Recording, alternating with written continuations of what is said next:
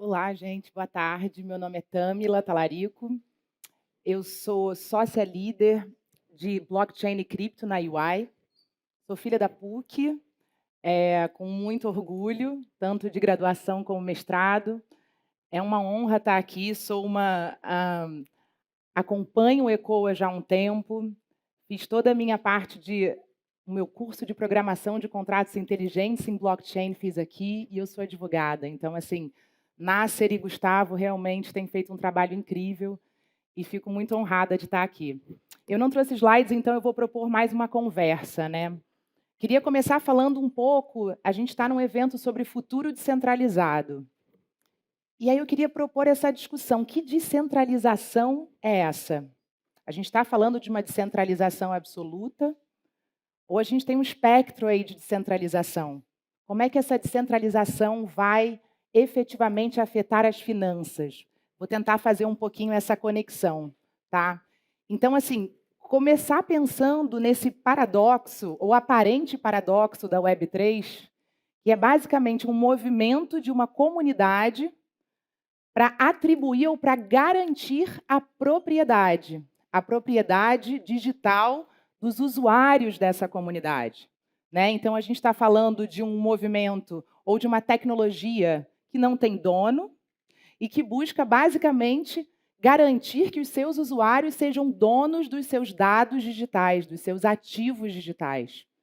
Então, é muito importante a gente começar a ter essa noção de que, com essas novas tecnologias, a gente passa a poder atribuir valor digitalmente, a gente passa a poder extrair valor, negociar os nossos ativos também no ambiente digital. E a gente, para fazer isso, não precisa mais, operacionalmente falando, de uma autoridade central. Então, quando a gente está falando de centralização, a gente está falando basicamente dessa descentralização da capacidade da gente garantir os nossos próprios direitos também no ambiente digital. Então, quando a gente fala de Web3, a gente pensa muito nessa ideia de devolver os dados aos seus usuários, desculpa, aos usuários, né, aos reais proprietários desses dados. E aí, quando a gente pensa em dados no ambiente digital, imagina que no passado, esses dados, eles até poderiam pertencer a nós, mas eles eram monetizados por organizações. Isso ainda é uma realidade. Então, vamos pensar numa cronologia aqui de Web 1, 2 e 3. O professor Leonardo até mostrou para vocês, mas eu vou falar um pouquinho mais com calma. Pensa que a Web 1 é esse read-only, né? A gente só tinha a capacidade de ler. Era uma internet ali, uma web estática. Quando a gente chega na Web 2, a gente já tem o read-write. A gente pode não só ler, como também escrever, produzir conteúdo. E aí a gente passa a poder interagir digitalmente também. Quando a gente chega na Web 3, a gente passa a ter o read, write e trust. Então a gente adiciona essa camada de confiança que torna essa web uma web verificável. E qual é o grande ganho que a gente tem quando a gente passa a ter uma web verificável? É exatamente a noção de uma propriedade digital que pode ser assegurada por uma tecnologia. Então, quando a gente fala normalmente de tecnologia blockchain, a gente fala desses atributos de confiança, de transparência, de imutabilidade. E aí eu queria lembrar que blockchain é mais do que uma ledger, é mais do que um livro-razão, é mais do que uma base de dados distribuída digital. Há quem diga que blockchain é uma espécie de um computador virtual. É um computador que pode firmar compromissos. Ele pode firmar compromissos e executá-los. A gente está falando aí dessa camada de programabilidade. Então, pensa que, no passado, a gente não tinha essa possibilidade. E que, a partir dessas evoluções das blockchains que a gente tem visto, e aí o advento da Ethereum, é claro, é um ponto crucial nessa mudança, a gente passa a poder ter o software como algo que está acima do hardware. Então, vamos imaginar que a gente começa a conseguir escrever regras em linhas de código que vão ser autoexecutáveis A partir do momento que elas são deployed, ou que elas começam a rodar em cima daquela blockchain, elas vão funcionar sempre da mesma forma. Então, a gente tem, efetivamente, o poder da decisão na mão do software. E, claro, quem constrói esse software, a gente está falando de uma comunidade, novamente. Então, de novo, descentralização.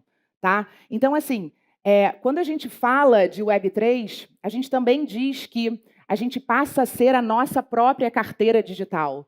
Né? Então, se na Web 1 você precisa se cadastrar em cada um dos serviços ou em interações que você vai ter online, na Web 2 você passa a ter a possibilidade de um cadastro centralizado. Né? Então, você pode entrar com o seu cadastro em alguma outra rede dentro de um serviço online. Mas imagina que na Web3 a gente vai passar a ter a nossa própria carteira digital. Então, eu não preciso mais de um login e de uma senha. Eu vou simplesmente plugar a minha carteira, onde vão estar os meus ativos digitais a qualquer serviço. E aí a noção de eu ter os meus próprios dados, de eu ter os meus ativos digitais na minha mão, a noção de descentralização também vem aí. E aí é importante a gente lembrar que com liberdade vem responsabilidade. Né? Então, muito se fala sobre, por exemplo, a questão das chaves privadas, né? Com quem fica a custódia da sua chave privada. Pensa que, quando a gente viu aí o Bitcoin surgir, ele já vinha com essa proposta. Eu poderia ter uma carteira própria, mas quando a gente vê a realidade, muitas pessoas preferiram centralizar ou terceirizar a sua custódia com uma exchange, por exemplo, que pode ser uma exchange centralizada. Mas qual o ganho que eu tenho nisso? Eu tenho um ganho de segurança, eu não vou ter que me preocupar com a custódia dessa carteira, dos meus ativos digitais. E aí, quando a gente passa para DeFi, a gente começa a ver a possibilidade de criação de novos serviços financeiros, muito mais customizáveis. Fala-se muito nessa construção dos Legos. E aí a gente tem que pensar aqui, né? Qual é a importância hoje, ou qual é a liberdade hoje, ou a capacidade que cada cidadão tem de gerir os seus próprios ativos digitais? Então, a noção de descentralização ela é importante, mas ela é um espectro. Então, é algo que operacionalmente funciona, mas será que todo usuário vai ter a educação financeira, a educação tecnológica suficientes para efetivamente fazer essa gestão? Mais do que isso, quando a gente está falando de finanças, a gente está falando do patrimônio das pessoas. Existe um cuidado muito grande, uma proteção regulatória. O setor financeiro é um setor muito regulado. Não à toa, a gente está falando do patrimônio das pessoas. Então, como é que eu consigo embutir alguma camada mínima de compliance em DeFi? Como é que eu consigo ter certeza que eu não estou entrando num protocolo ou que eu não estou pegando, por exemplo, um criptoativo emprestado e que ele vem efetivamente como um resultado, por exemplo, de lavagem de dinheiro, ou de financiamento ao terrorismo, ou até mesmo que eu vou sofrer algum tipo de hack naquele protocolo que eu estou entrando. Então, assim, existem algumas camadas de segurança que precisam ser consideradas toda vez que a gente fala em descentralizar as finanças. E, claro, isso é um movimento, isso é uma evolução. Hoje, sim, operacionalmente a gente consegue, mas hoje a gente vê muito essa questão da confiança ainda sendo, de alguma forma, terceirizada para aqueles bancos ou fintechs com os quais a gente já tem relacionamento. E aí a gente vê muito aquele fenômeno do DeFi mullet, não sei se vocês já viram, né? Que na cara parece, aqui parece DeFi, mas atrás a gente está falando de TradFi.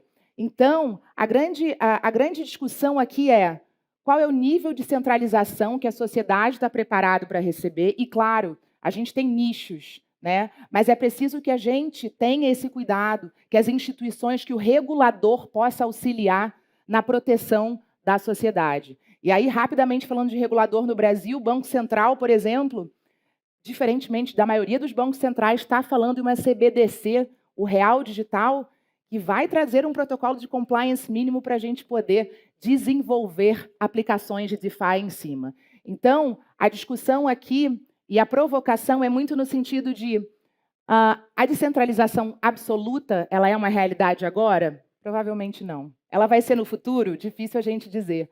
O que a gente precisa entender é em que situação cada pessoa se encontra e como é que ela consegue se proteger disso. E mais, como é que a gente consegue experimentar a inovação, ainda tendo a segurança de que a gente não vai ser passado para trás ou vai se dar mal nessa história, tá? Então, gente, o convite para vocês é: vamos sim pensar em finanças centralizadas, mas não nesse momento completamente descentralizadas, mas sim cada vez mais descentralizadas. E para isso a gente precisa que o entendimento sobre a tecnologia aumente, que a educação financeira seja cada vez mais abrangente e que a regulação avança também.